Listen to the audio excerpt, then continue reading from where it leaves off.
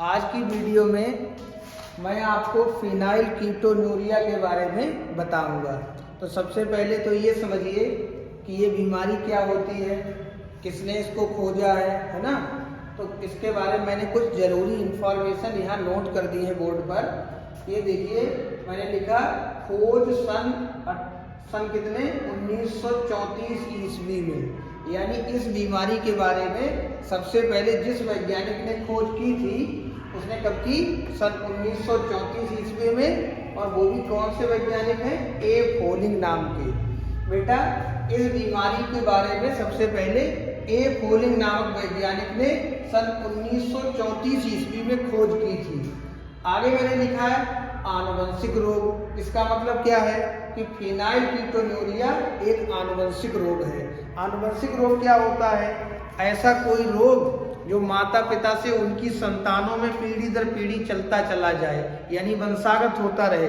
ऐसे रोगों को हम लोग क्या कहते हैं? आनुवंशिक रोग। यानी ये ऐसी बीमारी है कि अगर माता पिता में है तो उनके बच्चों में चली जाएगी और उनके बच्चों से उनकी अगली पीढ़ी में भी चली जाएगी, इनहेरिट हो जाएगी। दूसरा मैंने बताया कि ये जन्मजात उपापचयी त्रुटि के कारण उत्पन्न होता है। तो जन्मजात का मतलब क्या होता है? जो चीजें हमें बिल्कुल जब हमारा जन्म हुआ तो जन्म के समय हमारे शरीर में मौजूद होती हैं, उन्हें जन्मजात कहते हैं। और उपापचयी त्रुटि का मतलब शरीर का जो मेटाबॉलिज्म है, यानी शरीर के अंदर जो क्रियाएं चल रही हैं, उन क्रियाओं में जो शरीर के अंदर क्रियाएं चल रही हैं, उन क्रियाओं में कुछ कभी कभी गड़बड़ी हो जाती है। चाहे वो गुणसूत्रों की वजह से हो जाए, चाहे वो कोई आपका जब विकास हो रहा था गर्भावस्था में, उस समय पर कोई भी ऐसी कोई गड़बड़ी हो जाए, उसे हम लोग उपापचयी त्रुटि कहेंगे, है ना। कभी कभी एंजाइम हार्मोन की वजह से भी ये संतुलन बिगड़ जाता है। तो जन्मजात उपापचयी त्रुटि के कारण, यानी ये चीज बाद में पैदा नहीं हुई, ये चीज जन्म के समय हमारे शरीर में मौजूद होती है और उसी के कारण ये बीमारी या ये रोग उत्पन्न होता है। सामान्य रूप से है क्या पोजीशन? जितने भी मनुष्य हैं, हम सबके शरीर में आपको पता होना चाहिए 10 अमीनो अम्ल ऐसे हैं जो हमारे शरीर में ऑटोमेटिक बनते रहते हैं, और 10 अमीनो अम्ल ऐसे हैं जो हमें भोजन द्वारा बाहर से लेने पड़ते हैं। टोटल 20 अमीनो अम्लों की जरूरत पड़ती है, क्योंकि अमीनो अम्ल जुड़ जुड़ करके प्रोटीन बनाते हैं। पॉलीपेप्टाइड, है ना, पूरा श्रृंखला पढ़ी होगी आपने, यानी पेप्टाइड बंधों के द्वारा जुड़ते हुए अमीनो अम्ल क्या बनाते हैं? प्रोटीन का निर्माण करते हैं।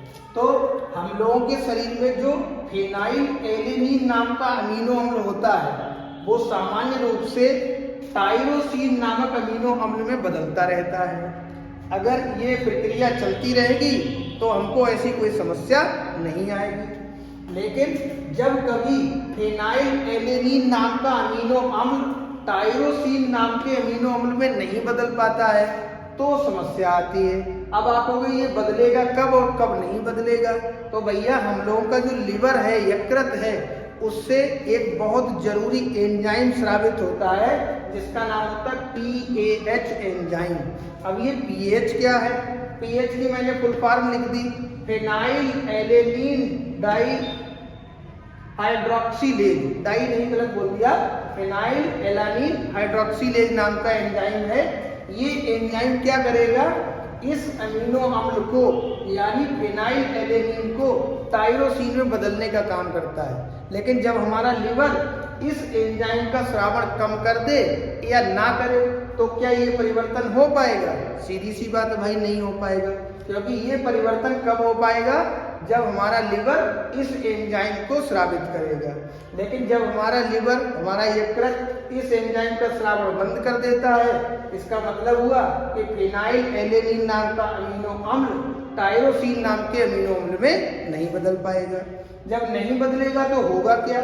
ये जो अमीनो अम्ल है ये शरीर में लगातार जमा होगा और जमा होता रहेगा, और जमा होगा तो थोड़ा सा इसमें परिवर्तन भी आएगा। ये फिनाइल एलेनिन पायरुविक अम्ल में और उसके व्युत्पन्नों में शरीर में जमा होने लगता है। यानी ये परिवर्तन नहीं हुआ, मीन्स फिनाइल एलेनिन टायरोसिन में नहीं बदला। क्यों?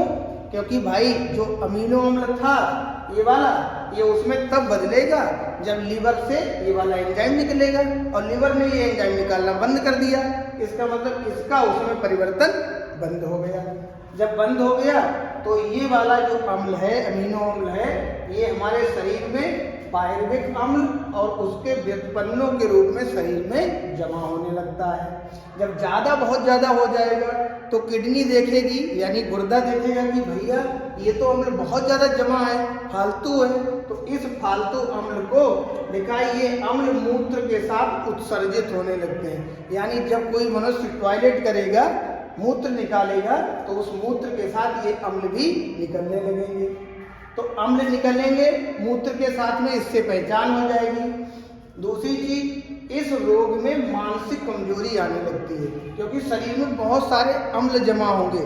आप जानते हो अम्ल का बहुत ज्यादा जमाव कोई अच्छी बात नहीं है। इस बीमारी में मनुष्य की त्वचा पीली पड़ने लगती है और मस्तिष्क के ऊतक नष्ट होने लगते हैं। जब मस्तिष्क के ऊतक नष्ट होंगे, इसका मतलब क्या हुआ कि मस्तिष्क की कार्य क्षमता घटेगी। जब कार्य क्षमता घटेगी, इसीलिए मैंने लिखा है कि इसमें मानसिक कमजोरी आने लगती है। तो मुझे उम्मीद है कि आपको फिनाइल कीटोन्यूरिया की पूरी कहानी संक्षेप में समझ में आ गई होगी। मतलब मेन परिवर्तन क्या है कि फिनाइल एलेनीन नाम का अमीनो अम्ल टायरोसिन नामक अमीनो अम्ल में बदलेगा तो ये समस्या नहीं आएगी। और अगर ये परिवर्तन नहीं हुआ तो ये अम्ल शरीर में जमा होगा, लेकिन ये अम्ल पायरुविक अम्ल और उसके व्युत्पन्नों के रूप में जमा होगा। जब सारा जमा हो जाएगा, मुख्य रूप से कहाँ होगा, ये ब्लड में भी होगा और तंत्रिका ऊतक में बहुत ज़्यादा जमा होता है। सबसे मेन कहानी स्टोरेज की इसकी कहाँ है, तंत्रिका ऊतक में। और इस तरीके से ये बहुत बड़ी समस्या आ जाती है। अच्छा, ये परिवर्तन होता कब है? मैंने अभी बताया कि हमारा लिवर एक इम्पॉर्टेंट एंजाइम स्रावित करता है, PAH नाम का, यानी फिनाइल एलानीन हाइड्रोक्सीलेज नाम का एंजाइम। अगर ये एंजाइम लिवर ने निकाला तो परिवर्तन हो जाएगा, यानी कोई प्रॉब्लम नहीं। और अगर हमारे लिवर यानी यकृत ने ये एंजाइम स्रावित करना बंद कर दिया तो ये एलानीन यानी फिनाइल एलेनीन नाम का अमीनो अम्ल उसमें नहीं बदलेगा और समस्या आ जाएगी। एक आनुवंशिक रोग है, यानी एक पीढ़ी से दूसरी पीढ़ी में जाने वाला रोग है। ठीक है, ओके भैया।